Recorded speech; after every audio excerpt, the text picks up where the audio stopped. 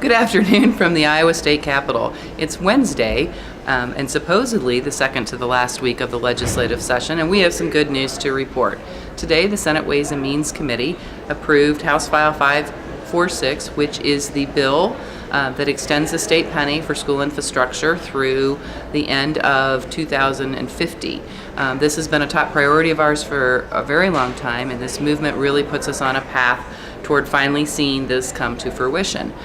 One caveat, and I think it's always safe to remember that passing legislation, making laws is a lot like making sausage. It can be very, not very pretty many times and be a very arduous process that requires a lot of give and take in order to be able to pass this bill in the Senate and out of the Senate Ways and Means Committee.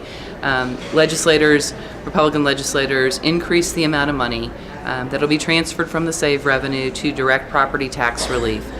So under the bill that will be voted upon hopefully early next week on the Senate floor, 70%, or about $14.5 billion from 2030 to 2050, will be available for school infrastructure purposes, and about $4.5 billion in that same time period will go for direct property tax relief.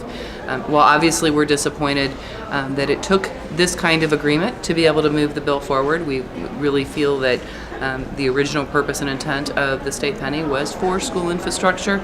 We also recognize that schools need this done now. It's hindering your ability to do long-term planning. It's forcing you to look at other funding options such as general obligation bonds, which are solely backed by property taxes. And frankly, when we took a look at should we push back on that and say, no, let's not pass it this year, the dynamics up here don't change much in the next several years. And so at the end of the day, again, while it's not the best deal that we could have hoped for, it is certainly one that still provides the certainty and the long-term funding stream for school infrastructure that is so important to all of you.